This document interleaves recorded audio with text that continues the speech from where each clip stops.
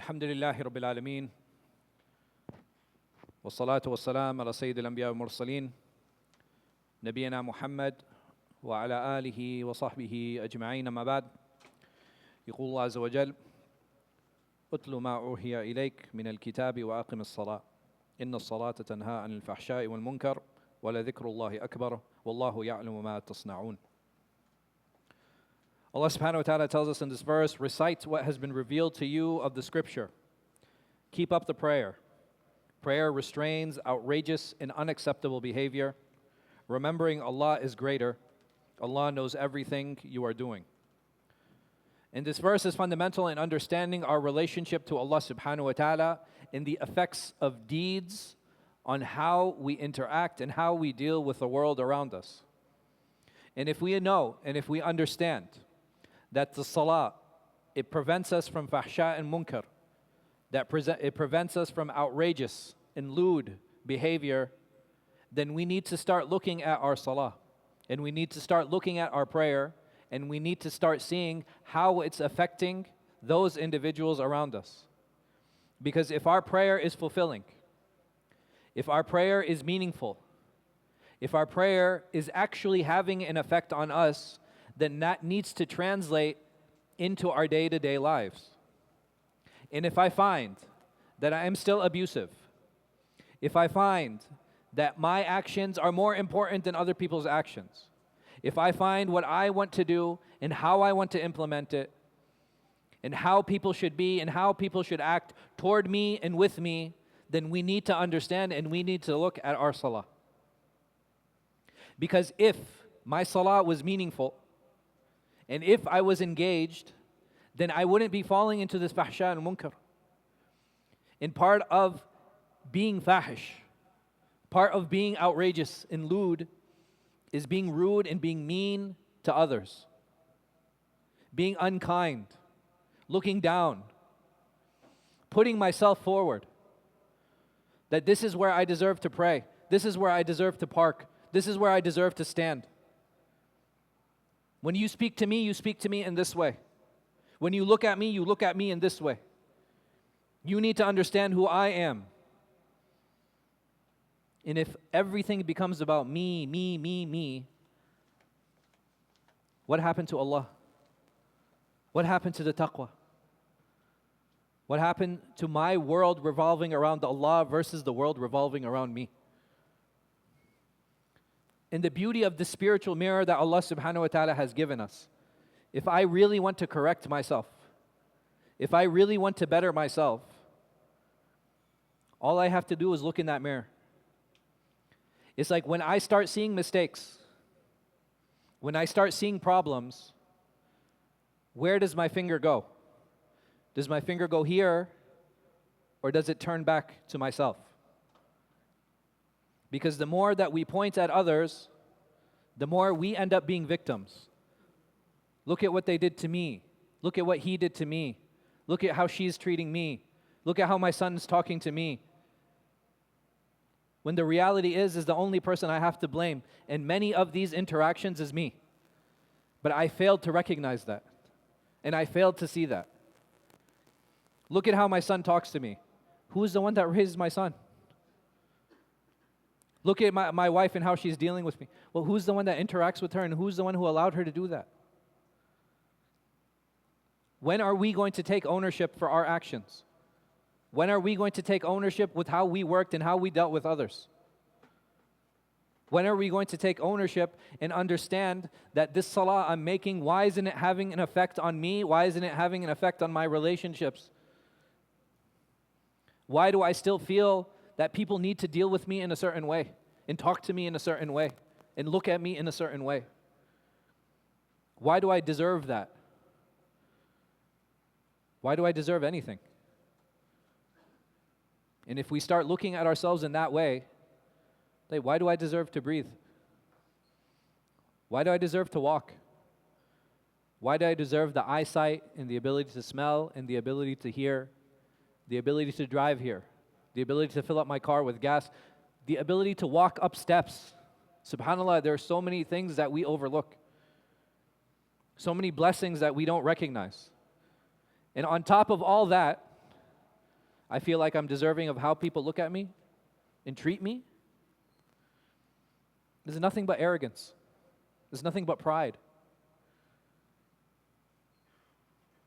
And if we wanted to talk about fawahish, if we wanted to talk about things that were munkar, is not the worst fahish and munkar that pride that we have in our hearts and that ego that prevents us from changing, that prevents us from bettering ourselves?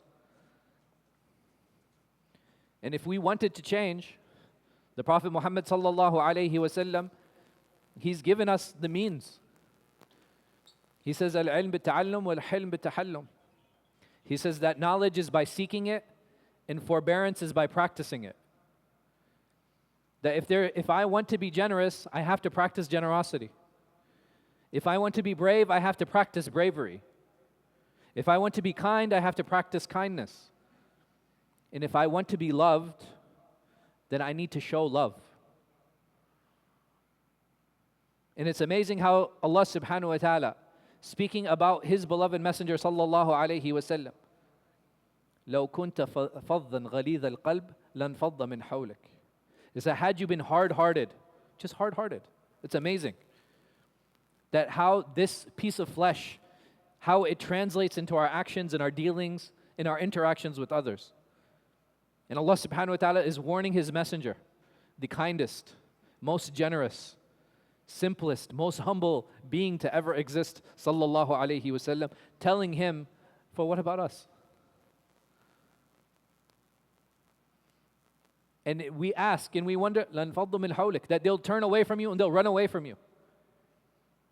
And if I find that people are shy to talk to me, that they don't want to approach me, they're worried how I'm going to respond to them, or they're worried about how insulting I am, or they're worried I'm not going to listen to them, then we need to ask ourselves, what happened to my salah?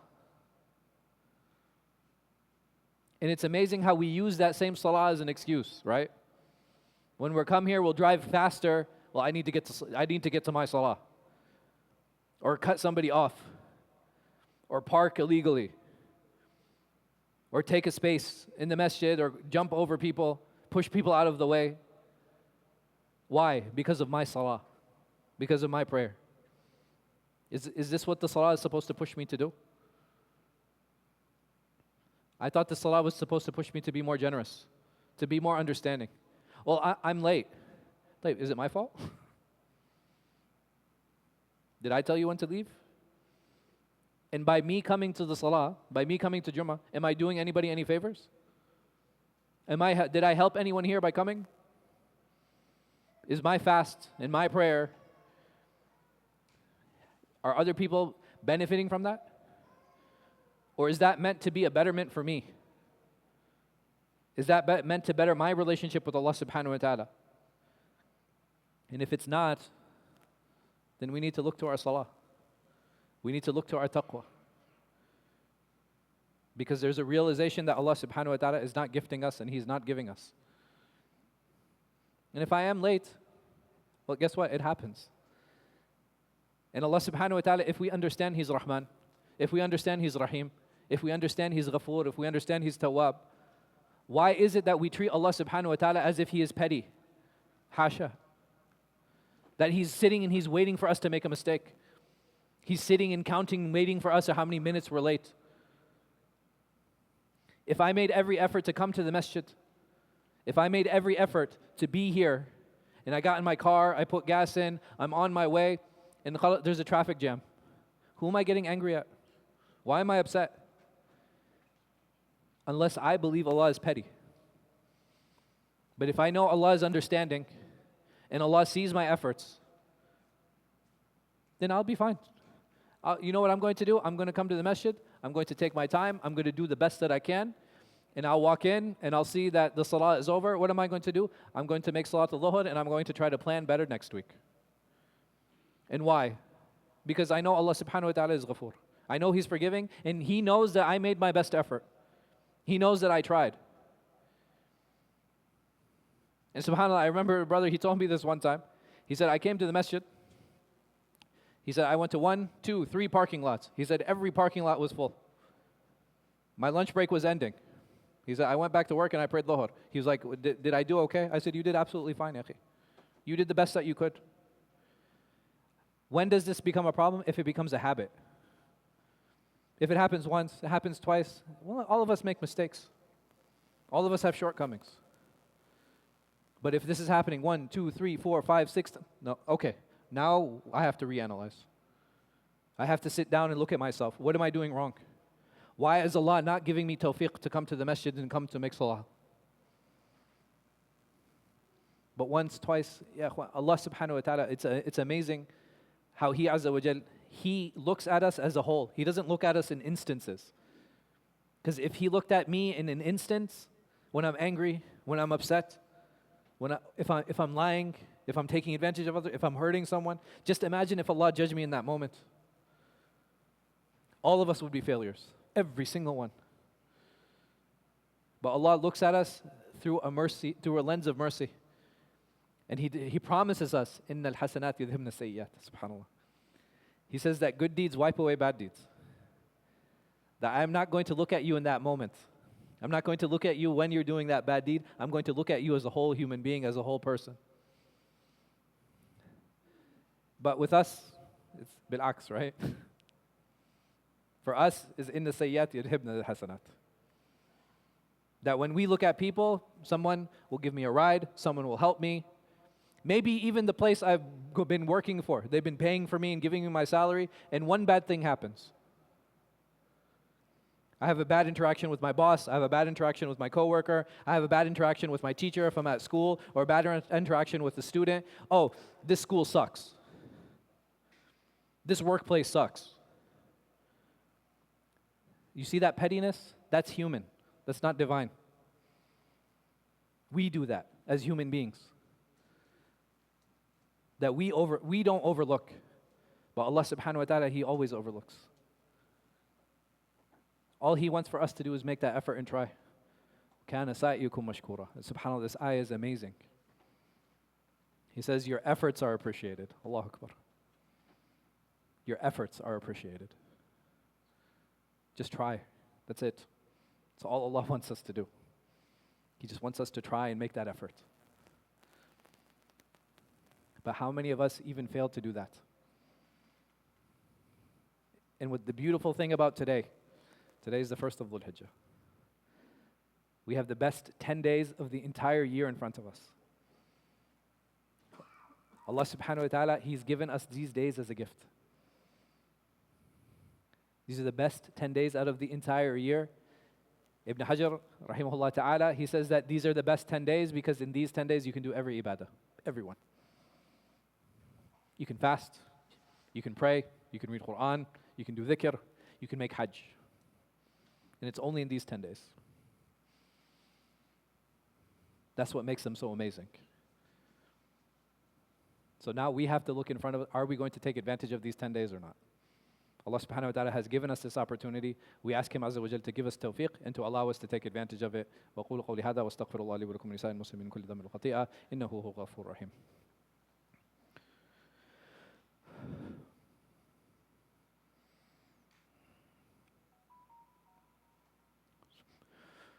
Alhamdulillahi Rabbil Alameen. والصلاة والسلام على سيد الأنبياء والمرسلين نبينا محمد وعلى آله وصحبه أجمعين أما بعد. يقول الله عز وجل يا أيها الذين آمنوا إن تتقوا الله يجعل لكم فرقانا ويكفر عنكم سيئاتكم ويغفر لكم والله ذو الفضل العظيم. That believers, if you remain mindful of Allah, if you have taqwa of Him, He will give you a criteria and wipe out your bad deeds. He will give you a furqan and forgive you. Allah's favor is great indeed. And what's beautiful about this ayah, Allah subhanahu wa ta'ala, He's saying, I can give you this gift. And what is that gift? And what do I need to do? He says, I need to have taqwa. I need to remember Him in all of my dealings. In the moment I remember Allah subhanahu wa ta'ala, He will give me this gift, He will give me this furqan. And this furqan is going to be what? It's going to be able to tell me what is right and what is wrong. Am I talking to this person in the right way? Am I dealing in this right way? Am I doing this transaction in the right way? Am I giving in the right cause? Am I dealing with my son in the right way? Am I speaking to my wife the way that she like to be spoken to? If I want that gift, if I want that furqan, I need to have taqwa of Allah subhanahu wa ta'ala. And if I do not have taqwa of Allah, guess what? I don't get this gift. And it's going to mess up all of my relationships because I don't have the Furqan. So how do I get it? And how do I know that I have it? When I listen to my heart. When I'm speaking to someone and my heart is telling me, don't talk to the person like that. When I'm dealing with someone, is like, why are you yelling at them? When I'm speaking to someone and I feel myself putting that person down in my heart. Maybe if I'm talking to a woman and I know that I'm talking to her in a way I shouldn't be talking to her. Our heart tells us this. But how many of us listen? And ultimately, a lot of this boils down to humility. It boils down to tawadu and understanding who I am. And if I really want to see where my heart is, and if I really want to understand, am I being humble? Am I ready to apologize?